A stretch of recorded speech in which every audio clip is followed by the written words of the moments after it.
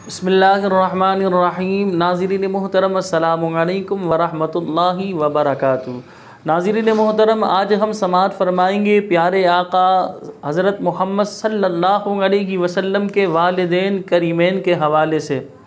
याद रखें, हमारे प्यारे आका सल्लल्लाहु अलैहि वसल्लम के वालिदैन करीमैन जो है वो मुसलमान थे। ये बात याद रखिएगा, क्योंकि आप सल्लल्लाहु अलैहि वसल्लम ने अपने वालिदैन को ज़िंदा किया था। अल्लाह की बारगाह में दुआ की थी कि अल्लाह मेरे वालिदैन को ज़िंदा फरमा।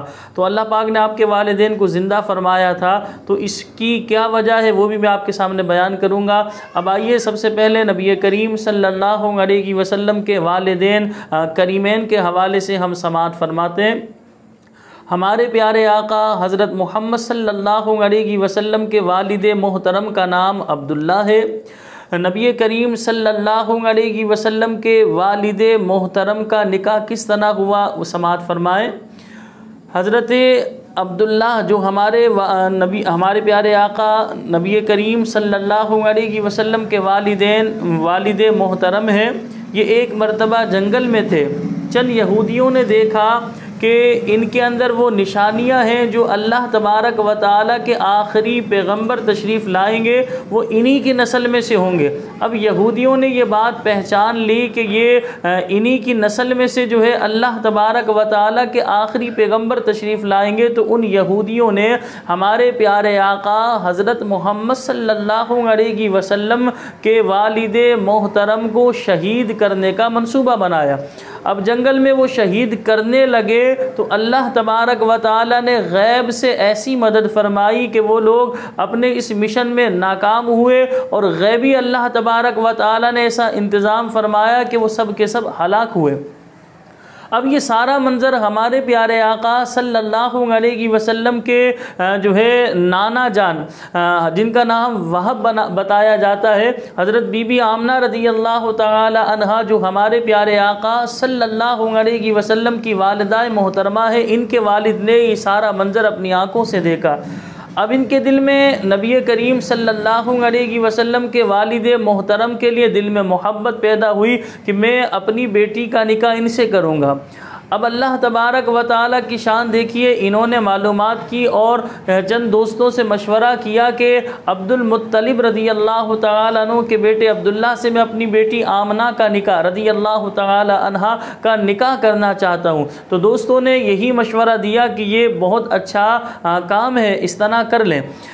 अब नबी करीम सल्लल्लाहु अलैहि वसल्लम के नाना जान ने बाकायदा निकाह का पैगाम भेजा। हज़रत अब्दुल मुत्तलिब रज़ी अल्लाह तआला अन्हु, जो प्यारे आका सल्लल्लाहु अलैहि वसल्लम के दादा जान हैं, इन्हें जब ये ख़बर मिली तो ये ऐसी ही लड़की के तलाश में थे जो जिनमें ये औसाफ़ हो, और वो सारे के सारे औसाफ़ हमारे प्यारे आका सल्लल्लाहु अलैहि वसल्लम की वालिदाए मोहतरमा के अंदर मौजूद थे।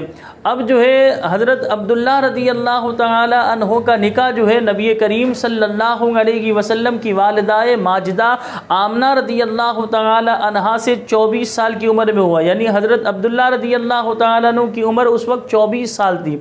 अब ये निकाह हुआ।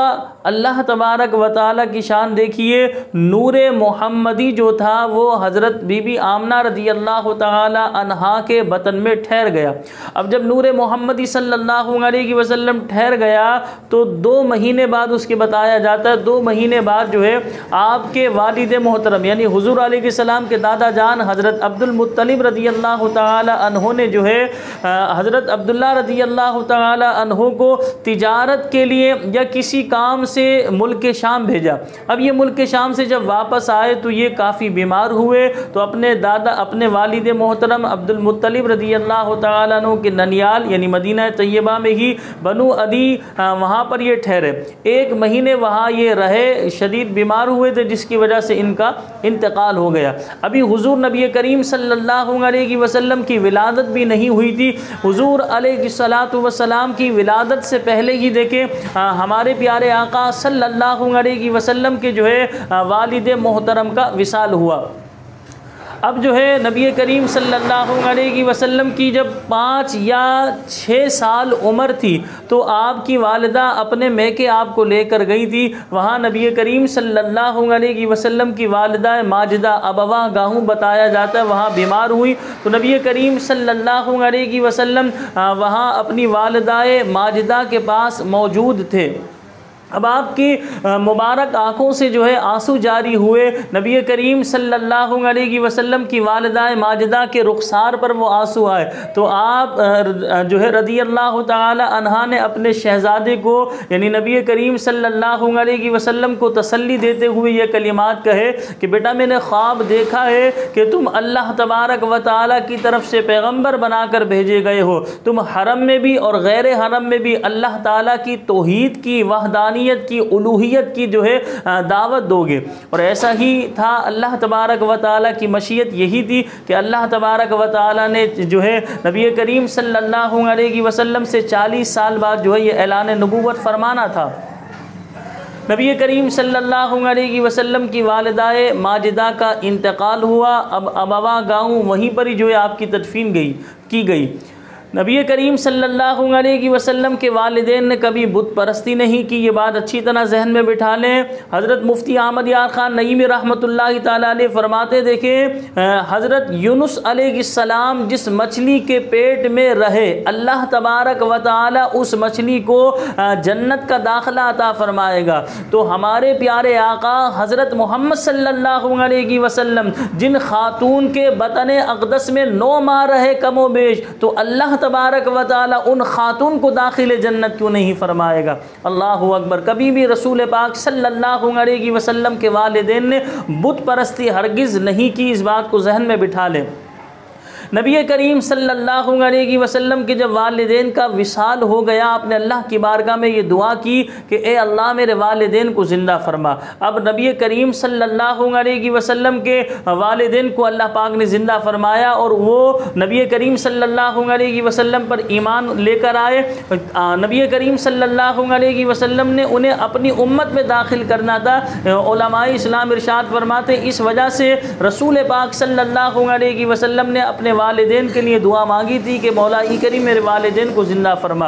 तो लिहाजा अल्लाह पाक ने आपके वालिदैन को ज़िंदा फरमाया और आपके वालिदैन जो है आप पर ईमान लेकर आए और इससे फ़ायदा ये हुआ कि हुज़ूर नबी करीम सल्लल्लाहु अलैहि वसल्लम की ये उम्मत में दाखिल हुए। अल्लाह करीम की बारगाह में दुआ है कि जब भी हम प्यारे आका मदीने वाले मुस्तफ़ा सल्लल्लाहु अलैहि वसल्लम के वालिदैन करीमैन का ज़िक्र करें या आपकी अज़वाज मुतहरात या आपकी औलाद पाक या आप सल्लल्लाहु अलैहि वसल्लम का जिक्र करें या आपके सहाबा का जिक्र करें, हमारे अल्फाज खैर वाले ही होना चाहिए। अल्लाह पाक हमें बुरे अल्फाज इस्तेमाल करने से महफूज फरमाए। मुझे अपनी दुआओं में याद रखिएगा। अस्सलामु अलैकुम व रहमतुल्लाहि व बरकातुहू।